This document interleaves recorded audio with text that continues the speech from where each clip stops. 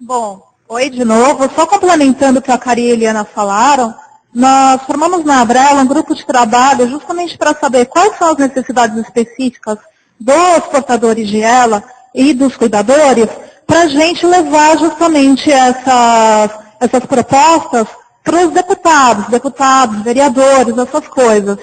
Esse trabalho ele já está em andamento. O Maurício Copini ele já levou várias ideias para os deputados, inclusive anteontem o deputado Maurício Quintela falou sobre a ELA e falou também que também vai buscar dar suporte para os pacientes com ela e os cuidadores e tudo mais, mas nós precisamos saber de outras demandas de vocês.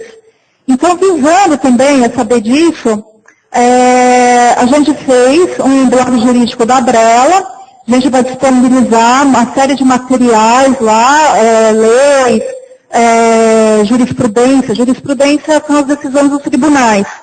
Porque, basicamente, tudo isso que a Cari falou, tudo não, mas quase tudo, já está sendo garantido pelos tribunais. Os tribunais já estão concedendo esses direitos. Só que essa não é a situação ideal. A situação ideal é que as pessoas com a doença consigam exercer os seus direitos sem ter que entrar com uma ação para isso.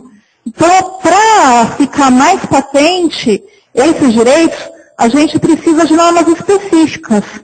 E para isso nós precisamos saber quais são realmente as necessidades de vocês para a gente levar isso para os deputados para serem aprovados outros projetos relacionados à matéria. Então a gente vai abrir esse espaço lá no blog, a gente vai disponibilizar depois, por meio do site, um questionário perguntando a respeito dos problemas de ordem jurídica que vocês já tiveram para a gente poder fazer esse diagnóstico e poder preparar as nossas propostas.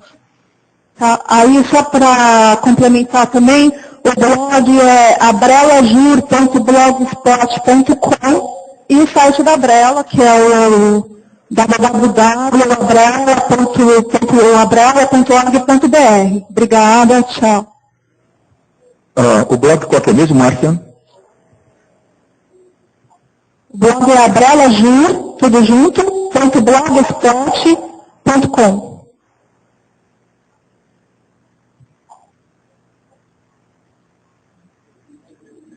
Alguém mais quer falar alguma coisa a respeito disso? Maurício, por favor.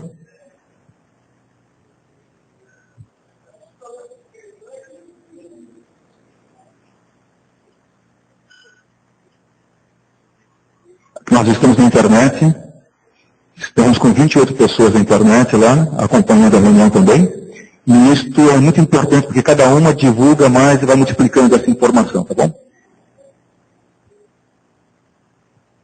Eu acho importante falar, a gente havia realizado uma cartinha justamente sobre isso, sobre direitos que nós poderíamos ter, ou então direitos que não sendo cumpridos, e ela foi feita num site, numa comunidade do Orkut, né? E uma coisinha que acho interessante também a gente falar sobre isso, porque às vezes a gente fala, a gente está numa comunidade do Orkut, parece que é uma coisa pouco significativa. A gente fez um contato via Twitter, parece que é uma coisa de brincadeira adolescente. Eu acho que essa brincadeira adolescente, quem acompanhou o noticiário viu que governos no Egito ontem, né, que foi o mais significativo, começou justamente assim, gente. Começou com alguns adolescentes conversando via Twitter, a coisa foi ganhando o corpo, vocês viram acontecer. Milhares de pessoas na rua e um ditador, depois de 30 anos, ele caiu. Então, eu acho que às vezes a gente não tem muita ciência, talvez, da força que a gente tem. A gente não acredita em nós mesmos, a gente tem que acreditar. Porque a gente vai conseguir chegar. E essa cartinha foi feita, a gente trouxe aqui na Abrela também, já foi encaminhada para alguns deputados. Eu acho importante ler um resuminho que a gente fez, até porque ela não é uma coisa definitiva, não é uma coisa pronta, foi só algo que foi feito lá. Mas...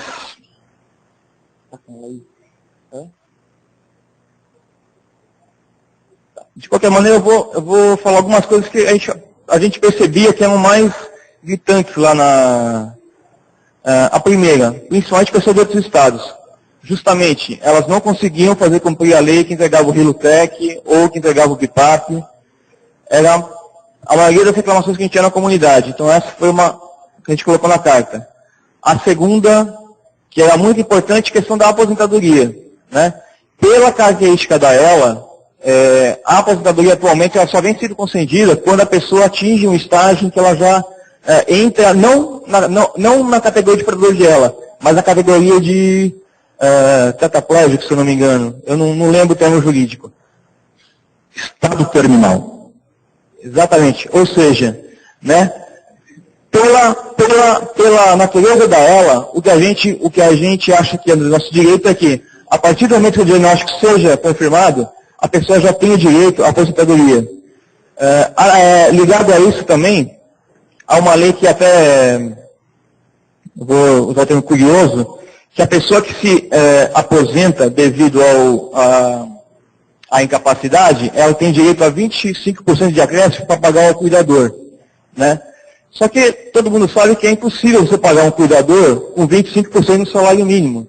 Então o que acontece? A lei, quando ela tem que ser feita para que seja, de fato, ela seja efetiva, porque essa lei tem que ser, eu acho que tem que ser revista, porque com 25% não é possível pagar um cuidador.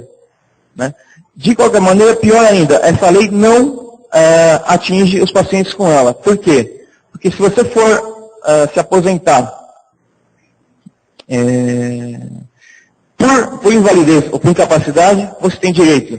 Porém, se você já estiver aposentado, e após a sua aposentadoria você contrair uma doença, tiver um problema, você não tem direito a exigir esse benefício. O que para mim é uma incoerência, porque se a pessoa precisa de um cuidador, ela precisa, independente se ela se aposentou por isso ou se ela contraiu essa necessidade depois. Então é uma lei que já é pequena e ainda assim ela tem uma limitação grande.